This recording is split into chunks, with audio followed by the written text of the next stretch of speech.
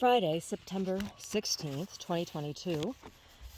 I'm Larissa, and we are reading John Stuart Mill on Liberty, Chapter 4 of the Limits to the Authority of Society over the Individual. What, then, is the rightful limit to the sovereignty of the individual over himself? Where does the authority of society begin? How much of human life should be assigned to individuality and how much to society? Each will receive its proper share if each has that which more particularly concerns it. To individuality should belong the part of life in which it is chiefly the individual that is interested. To society, the part which chiefly interests society. Though society is not founded on a contract, and though no good purpose is answered by inventing a contract in order to deduce social obligations from it, everyone who receives the protection of society owes a return for the benefit, and the fact of living in society renders it indispensable that each should be bound to observe a certain line of conduct toward the rest. This conduct consists, first, in not injuring the interests of one another, or rather certain interests, which either by express legal provision or by tacit understanding ought to be considered as rights, and secondly, in each person's bearing his share, to be fixed on some equitable principle, of the labors and sacrifices incurred for defending the society or its members from injury and molestation. These conditions society is justified in enforcing at all costs to those who endeavor to withhold fulfillment. Nor is this all that society may do. The acts of an individual may be hurtful to others or wanting in due consideration for their welfare without going the length of violating any of their constituted rights. The offender may then be justly punished by opinion, though not by law. As soon as any part of a person's conduct affects prejudicially the interests of others, society has jurisdiction over it, and the question whether the general welfare will or will not be promoted by interfering with it becomes open to discussion. But there is no room for entertaining any such question when a person's conduct affects the interests of no persons besides himself, or needs not affect them unless they like, all the persons concerned being of full age and the ordinary amount of understanding.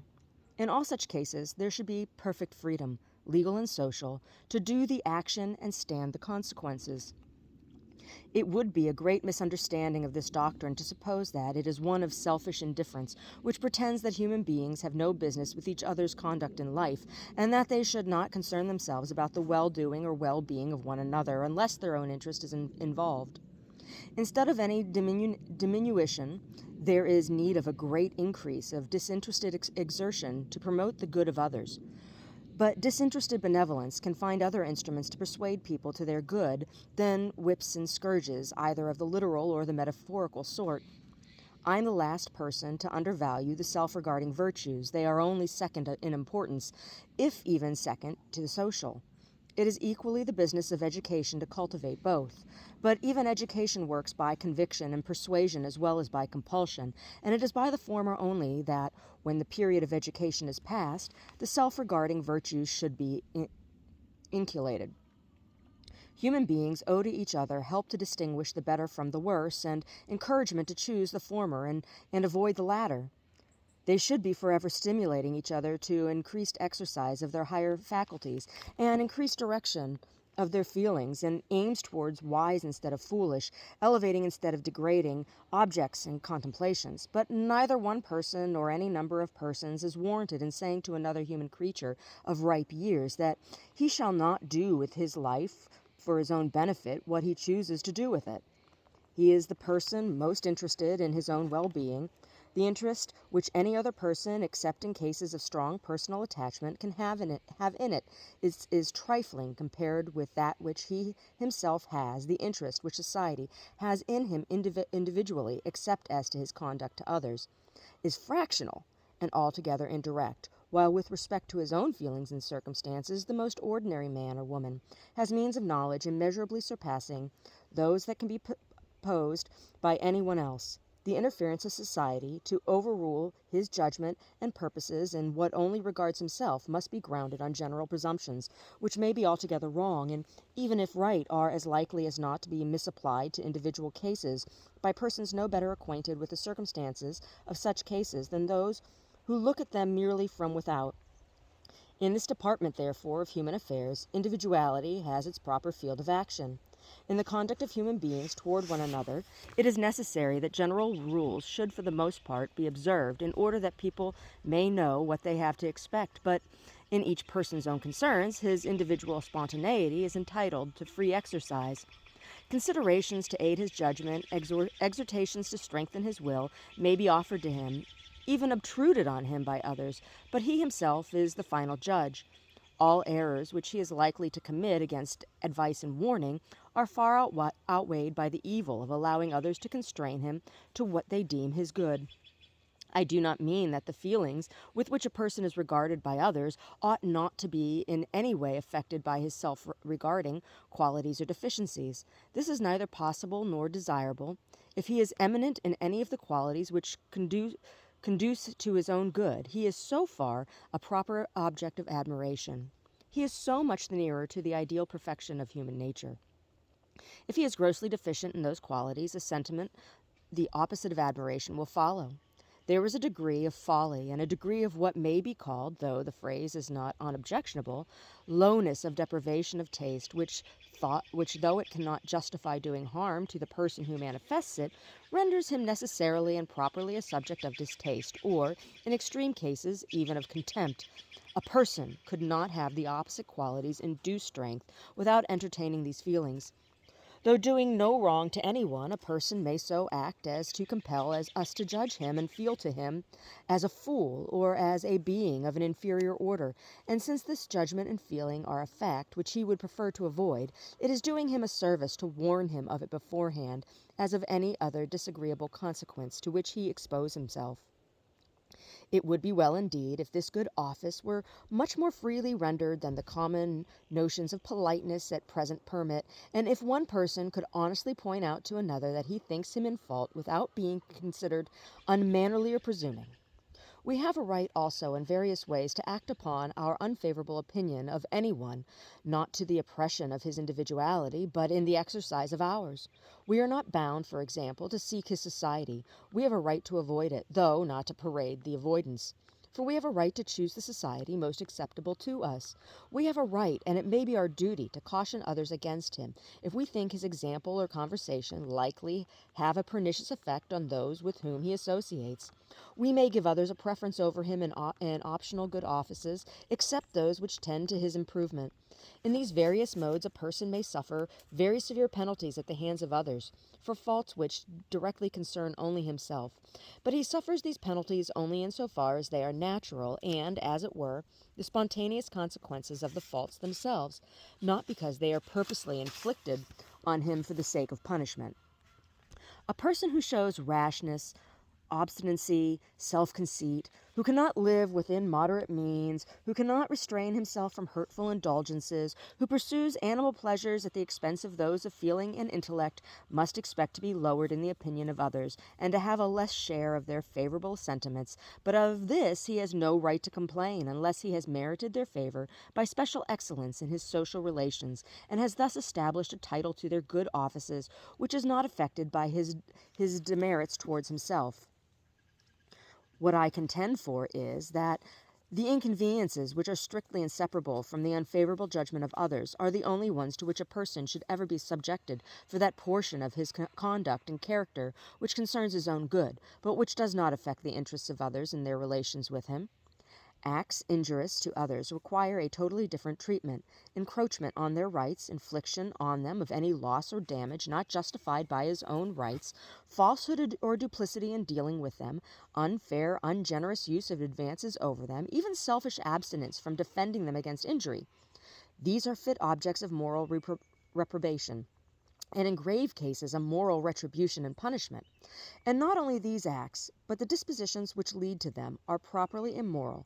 and fit subjects of disprobation which may rise to abhorrence. Cruelty of disposition, malice and ill nature, that most antisocial and odious of all passions, envy, dissimulation and insincerity, irascibility on insufficient cause, the resentment disproportioned to the provocation, the love of domineering over others, the desire to engross more than one's share of advantages, the pride which derives gratification from the abasement of others, the egotism which thinks self and its concerns more important than everything else, and decides all doubtful questions in his own favor, these are moral voices and constitute a bad and odious moral character, unlike the self-regarding faults previously mentioned, which are not properly immoralities, and to whatever pitch they may be carried, do not constitute wickedness. They may be proofs of any amount of folly or want of personal dignity and self-respect, but they are only a subject of moral reprobation when they involve a breach of duty to others, for whose sake the individual is bound to have care for himself. What are called duties to ourselves are not socially obligatory unless circumstances render them at the same time duties to others. The term duty to oneself, when it means anything more than prudence, means self-respect or self-development, and for none of these is any one accountable to his fellow creatures, because for none of them is it for the good of mankind that he be held accountable to them. The distinction between the loss of consideration which a person may rightly incur by defect or prudence or of personal dignity and the reprobation which is due to him for any offense against the rights of others is not a merely nominal distinction. It makes a vast difference both in our feelings and in our conduct towards him, whether he displeases us in things in which we think we have a right to control him or in things which we know that we have not. If he displeases us, we may express our distaste, and we may stand aloof from a person as well as from a thing that displeases us. But we shall not therefore feel called on to make his life uncomfortable. We shall reflect that he already bears or will bear the whole penalty of his error. If he spoils his life by mismanagement, we shall not for that reason desire to spoil it still further. Instead of wishing to punish him, we shall rather endeavor to alleviate his punishment by showing him how he may avoid or cure the evils his conduct tends to bring upon him. He may be to us an object of pity, perhaps of dislike, but not of anger or resentment. We shall not treat him like an enemy of society. The worst we shall think ourselves justified in doing is leaving him to himself, if we do not interfere benevolently by showing interest of concern for him.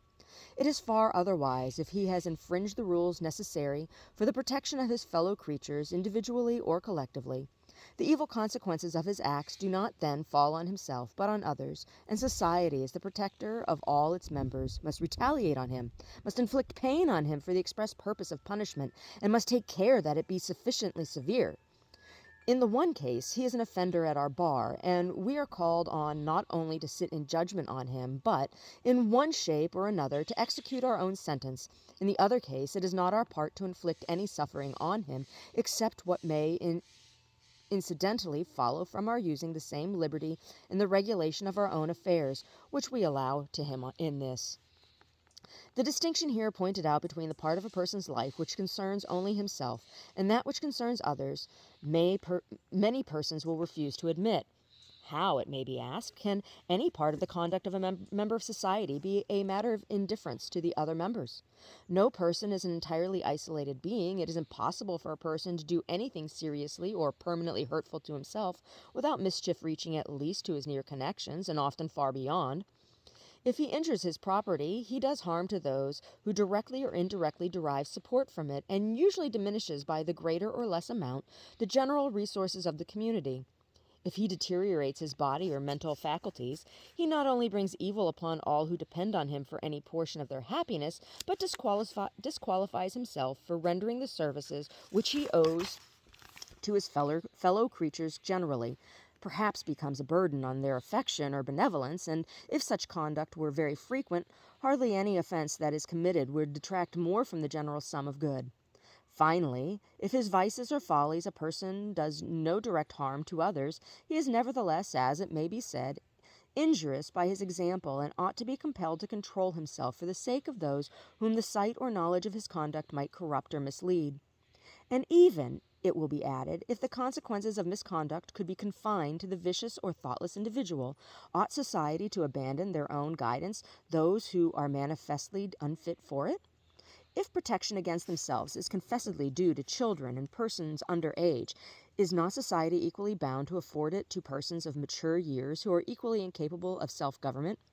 If gambling or drunkenness or incontinence or idleness or uncleanliness are as injurious to happiness and as great a hindrance to improvement as many or most of the acts prohibited by law, why, it may be asked, should not law, so far as is consistent with practicability and social convenience, endeavor to repress these also? And as a supplement to the unavoidable imperfections of law, ought not opinion at least to organize a powerful police against these vices and visit rigidly with social penalties those who are known to practice them? There is no question here, and it may be said without restricting individuality or impeding the trial of new and original experiments in living. The only things it is sought to prevent are things which have been tried and condemned from the beginning of the world until now, things which experience has shown not to be useful or suitable to any person's individuality. There must be some length of time and amount of experience after which a moral or prudential truth may be regarded as established, and it is merely desired to prevent generation after generation from falling over the same precipice which has been fatal to their predecessors. I fully admit that the mischief which a person does not to himself may seriously affect, both through their sympathies and their interests, those nearly connected with him, and in a minor degree society at large. When, by conduct of this sort, a person is led to violate a distinct and assignable obligation to any other person or persons, the case is taken out of the self-regarding class, and becomes amenable to moral disprobation in the proper sense of the term. If, for example, a man, through impertinence or extravagance, becomes unable to pay his debts, or, having undertaken the moral responsibility of a family, becomes the same cause incapable of supporting or educating them, he is deservedly reprobate, and might be justly punished, but it is for the breach of duty to his family or creditors, not for the extravagance.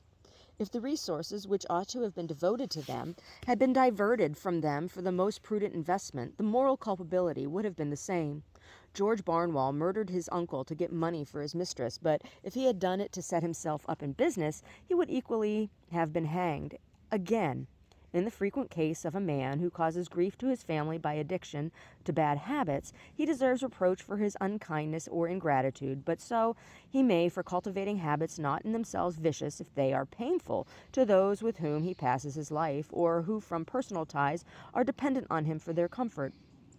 Whoever fails in the consideration generally due to the interests and feelings of others, not being compelled by some more imperative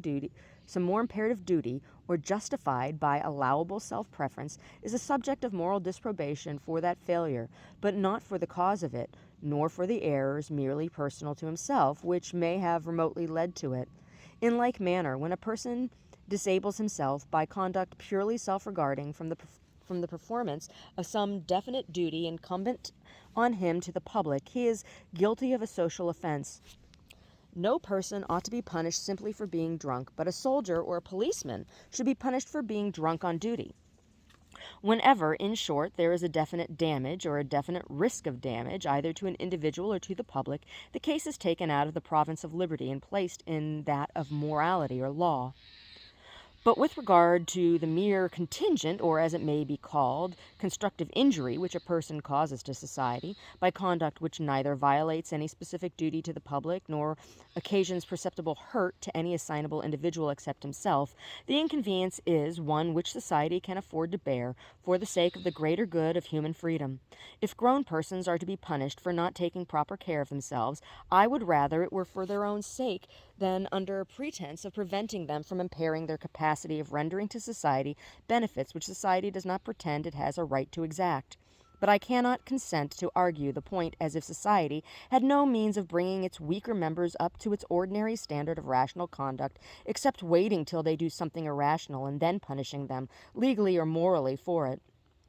Society has had the absolute power over them during all the early portion of their existence. It has had the whole period of childhood, a nonage in which to try whether it could make them capable of rational conduct in life. The existing generation is master both of the training and the entire circumstances of the generation to come. It cannot indeed make them perfectly wise and good, because it is itself so lamentably deficient in goodness and wisdom, and its best efforts are not always, in individual cases, its most successful ones, but it is perfectly well able to make the rising generation as a whole as good as, and a little better than, itself.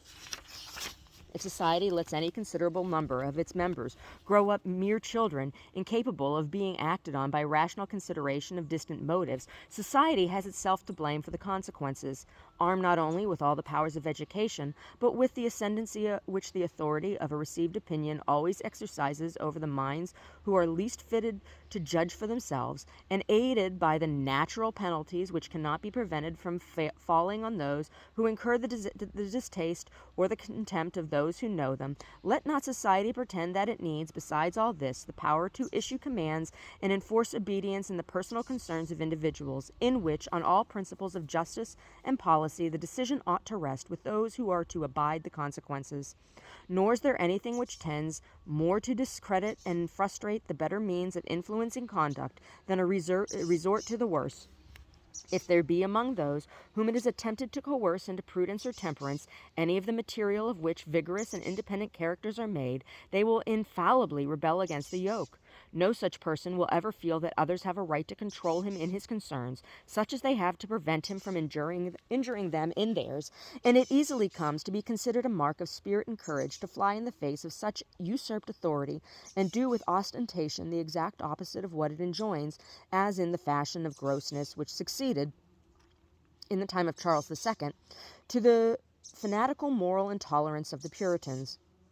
With respect to what is said of the necessity of protecting society from the bad example set to others by the vicious or the self-indulgent, it is true that bad example may have a pernicious effect, especially the example of doing wrong to others with impunity to the wrongdoer. But are we now speaking of conduct which, while it does no wrong to others, is supposed to do great harm to the agent himself? And I do not see how those who believe this can think otherwise than that the example, on the whole, must be more salutary than hurtful, since, if it displays the misconduct, it displays also the painful or degrading consequences which, if the conduct is justly censured, must be supposed to be in all or most cases attendant on it.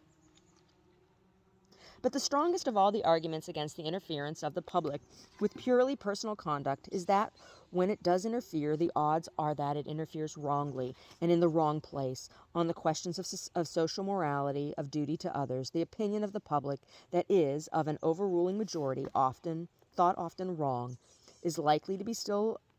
oftener right, because on such questions they are only required to judge of their own interests on the manner in which some mode of conduct, if allowed to be practiced, would affect themselves. But the opinion of a similar majority, imposed as a law on the minority, on questions of self-regarding conduct, is quite as likely to be wrong as right, for in these cases public opinion means, at the best, some people's opinion of what is good or bad for other people, while very often it does not even mean that. The public, with the most perfect indifference, passing over the pleasure or convenience of those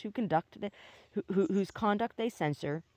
and considering only their own preference, there are many who consider as an injury to themselves any conduct which they have a distaste for, and resent it as an outrage to their feelings, as a religious bigot, when charged with disregarding the religious feelings of others, has been known to retort that they disregard his feelings by persisting in their abominable worship or creed. But there is no parity between the feeling of a person for his own opinion and the feeling of another who is offended at his holding it, no more than between the desire of a thief to take a purse and the desire of the right owner to keep it. And a person's taste is as much his own peculiar concern as his opinion or his purse. It is easy for anyone to imagine an ideal public which leaves the freedom and choice of individuals in all uncertain matters undisturbed, and only requires them to abstain from modes of conduct which universal experience has condemned. But where has there been seen a public which set any such limits to its censorship? Or when does the public trouble itself about universal experience? In its interferences with personal conduct, it is seldom thinking of any but enormity of acting or feeling differently from itself, and this standard of judgment, thinly disguised, is held up to mankind as the dictate of religion and philosophy by 9/10 of all moralists and speculative writers. These teach that things are right because they are right, because we feel them to be so. They tell us to search in our own minds and hearts for laws of conduct binding on ourselves and on all others. What can the poor public do but apply these instructions and make their own personal feelings of good and evil, if they are tolerably unanimous in them, obligatory on all the world? The evil here pointed out is not one which exists only in theory, and it may perhaps be expected that I should specify the instances in which the public of this age and country improperly invests its own preferences with the characters of moral laws. I am not writing an essay on the aberrations of existing moral feeling. That is too weighty a subject to be discussed parenthetically and by the way of illustration. Yet examples are necessary to show that the principle I maintain is of serious and practical moment, and that I am not endeavoring to erect a barrier against imaginary evils, and it is not difficult to show by abundant instances that to extend the bounds of what may be called moral police until it encroaches on the most unquestionably legitimate liberty of the individual is one of the most universal of all human propensities. As a first instance, consider the antipathies which men cherish on no better grounds than that persons whose religious opinions are different from theirs do not practice their religious observances, especially their religious abstinences. To cite a rather trivial example, nothing in the creed or practice of Christians does more to envenom the hatred of Mohammedans against them than the fact of their eating pork. There are few acts which Christians and Europeans regard with more unaffected disgust than Muslimans regarding this particular mode of satisfying hunger. It is, in the first place, an offense against their religion, but this circumstance by no means explains either the degree or the kind of their repugnance, for wine also is forbidden by their religion, and to partake of it is by all Muslimans accounted wrong, but not disgusting. Their aversion to the flesh of the unclean beast is, on the contrary, of that particular character, resembling an instinctive antipathy, which the idea of uncleanliness, when once it thoroughly sinks into the feelings, seems always to excite even in those whose personal habits are anything but scrupulously clean, and of which the sentiments of religious impurity, so intense in the Hindus, is a remarkable example. Suppose now that in a people of whom the majority are Muslimans, that majority should insist upon not permitting pork to be eaten within the limits of the country. This would be nothing new in Mohammedan countries. Would it be a legitimate exercise of the moral authority of public opinion? And if not, why not? The practice is really revolting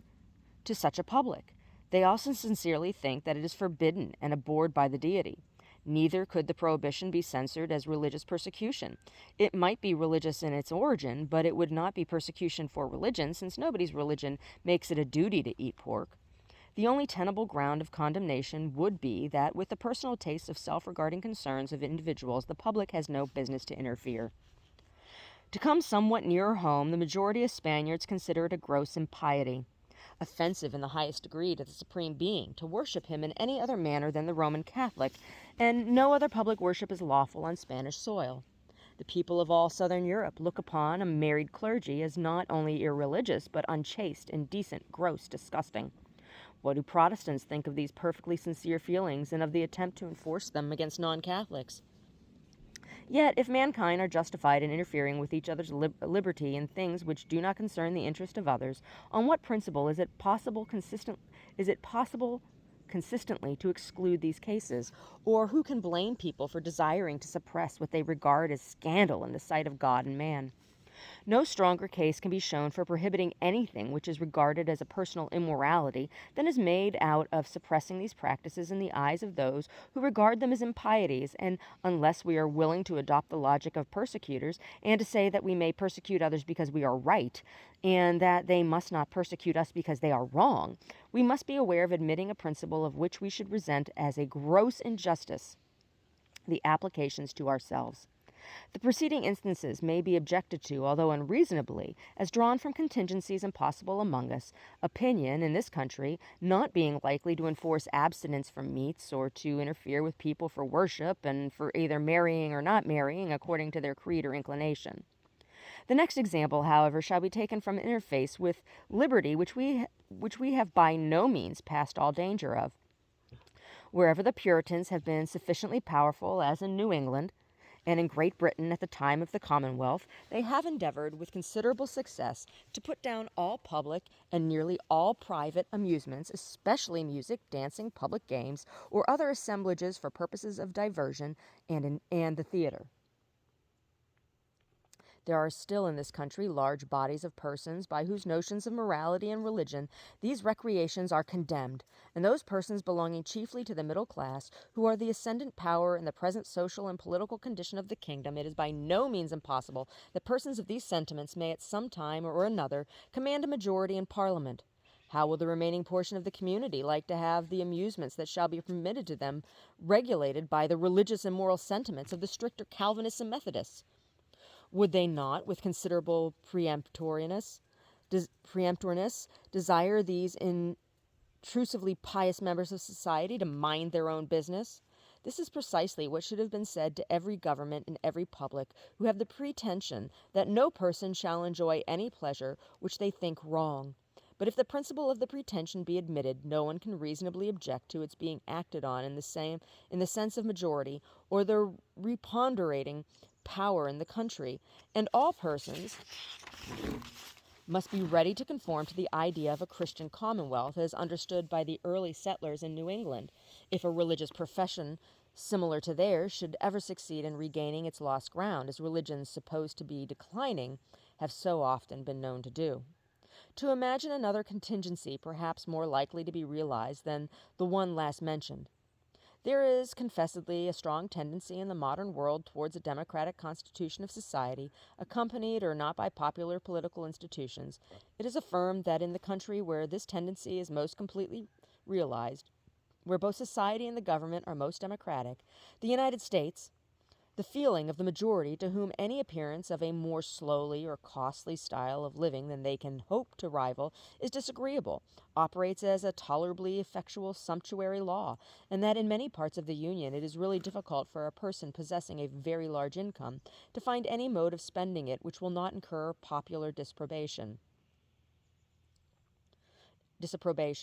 though such statements as these are doubtless much exaggerated. As a representation of existing facts, the state of things they describe is not only a conceivable and possible,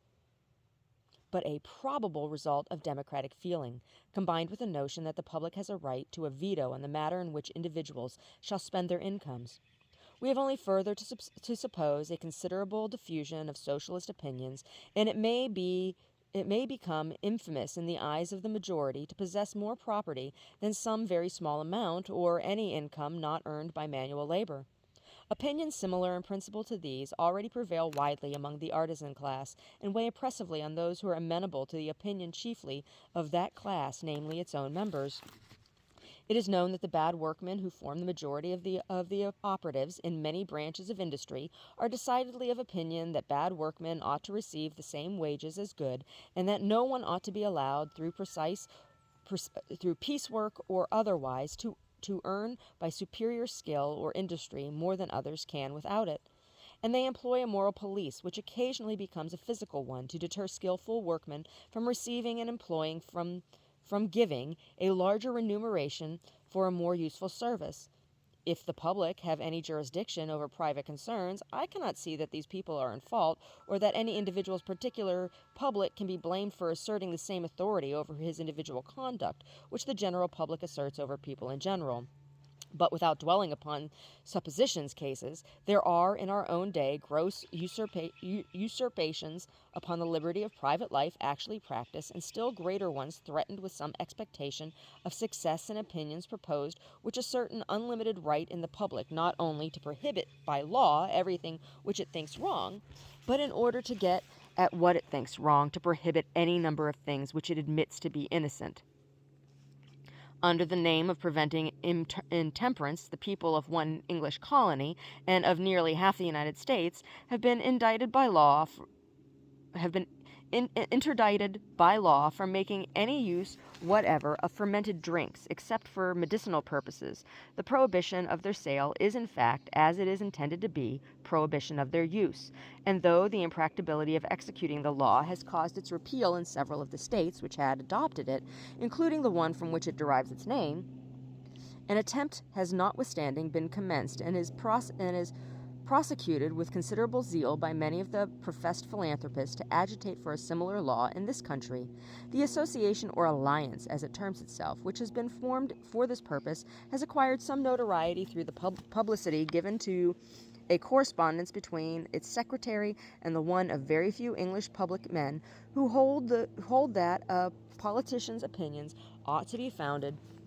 on principles. Lord Stanley's share in this correspondence is calculated to strengthen the hopes already built on him by those who know how rare such qualities are as manifested in some of his public appearances, unhappily are among those who figure in political life. The organ of the alliance, who would deeply deplore the recognition of any principle which could be wrestled to justify bigotry and persecution, undertakes to point out the broad and impassable barrier which divides such principles from those of the association. All matters relating to thought, opinion, conscience appear to me, he says, to be without the sphere of legislation, all pertaining to social act, habit, relations, subject only to a discretionary power vested in the state itself, and not in the individual, to be within it. No mention is made of a third class different from either of these acts and habits, which are not social but individual, although it is to this class, surely, that the act of drinking fermented liquors belongs. Selling fermented liquors, however, is trading, and trading is a social act. But the infringement complained of is not on the liberty of the seller, but on that of the buyer and consumer, since the state might just as well forbid him to drink wine as purposely make it impossible for him to obtain it. The secretary, however, says, I claim as a citizen a right to legislate whatever my social rights are invaded by the social act of another. And now, for the definition of these social rights, if anything invades my social rights, certainly the traffic in strong drink does. It destroys my primary right of security by constantly creating and stimulating social disorder. It invades my right of equity by deriving a profit from the creation of a misery I am taxed to support. It impedes my right to free moral and intellectual development by surrounding my path with dangers, and by weakening and demoralizing society from which I have a right to claim mutual aid and intercourse. A theory of social rights, the like of which probably never before found its way into distinct language, being nothing short of this, that it is the absolute social right of every individual, that every other individual shall act in every respect exactly as he ought, that whatsoever fails thereof in the smallest particular violates my social right, and entitles me to demand from the legislature the removal of the grievance. So monstrous a principle is far more dangerous than any single interference with liberty. There is no violation of liberty which it would not justify. It acknowledges no right to any freedom whatever, except perhaps to that of holding opinions in secret, without ever disclosing them. For the moment, as an option which I consider noxious, passes anyone's lips, it invades all the social rights attributed to me by the alliance. The doctrine ascribes to all mankind a vested interest in each other's moral, intellectual, and even physical perfection, and to be defined by each claimant according to his own standard. Another important example of illegitimate interference with the rightful liberty of the individual, not simply threatened but long since carried into triumphant effect, is Sabbatarian legislation. Without doubt, abstinence on one day in the week, so far as the exigencies of life permit, from the usual daily occupation, though in no respect religiously binding on any except Jews, is a highly beneficial custom. And inasmuch as this custom cannot be observed without general consent to that effect among the industrious classes, therefore, in so far as some persons by working may impose the same necessity on others, it may be allowable and right that the law should guarantee to each the observance by others of the custom, by suspending the greater operations of industry on a particular day. But this justification, grounded on the direct interest which others have in each other's observance of the practice, does not apply to the self-chosen occupations in which a person may think fit to employ his leisure. Nor does it hold good in the smallest degree for legal restrictions on amusements. It is true that the amusements of some is the day's work of others, but the pleasure, not to say the useful recreation of many, is worth the labor of a few, provided the occupation is freely chosen and can be freely resigned. The operatives are perfectly right in thinking that if all worked on Sunday, 7 days' work would have to be given for 6 days' wages, but so long as the great mass of employments are suspended, a small number who, for the enjoyment of others, must still work, obtain a proportional increase of earnings, and they are not obliged to follow those occupations if they prefer leisure to emolument. If a further remedy is sought, it may be found in the establishment by custom of a holiday on some other day of the week for those particular classes of persons. The only ground, therefore, on which restrictions on Sunday amusements can be defended must be that they are religiously wrong, a motivation of legislation which never can be too earnestly protested against. Deorum injuriae discurre. It remains to be proved that society or any of its offices holds a commission or any of its officers holds a commission from on high to avenge any supposed offense to omnipotence, which is not also a wrong to our fellow creatures. The notion that it is one man's duty to another should be religious, as was foundation of all the religious persecutions ever perpetrated, and if admitted would fully justify them, though the feeling which breaks out in the repeated attempts to stop railway traveling on Sunday, in the resistance of the opening of museums and the like, has not the cruelty of the old persecutors, the state of mind indicated by its fundamentally the same. It is a determination not to tolerate others in doing what is permitted by their religion because it is not permitted by the persecutor's religion. It is a belief that God not only abominates the act of misbeliever, but will not hold us guiltless if we leave him unmolested. I cannot refrain from adding to these examples of the little account commonly made of human liberty the language of downright persecution which breaks out from the press of this country whenever it feels called on to notice the remarkable phenomenon of Mormonism. Much might be said on the unexpected and intrusive fact that an alleged new revelation and a religion founded on it, the product of palpable imposture, not even supported by the prestige of extraordinary qualities in its founder, is believed by hundreds of thousands and has been made the foundation of a society in the age of newspapers, railways, and the electric telegraph. What here concerns us is that this religion, like other and better religions, has its martyrs, that its prophet and founder was, for his teachings, put to death by a mob, that others of its adherents lost their lives by the same lawless violence, that they were forcibly expelled in a body from the country in which they first grew up, while now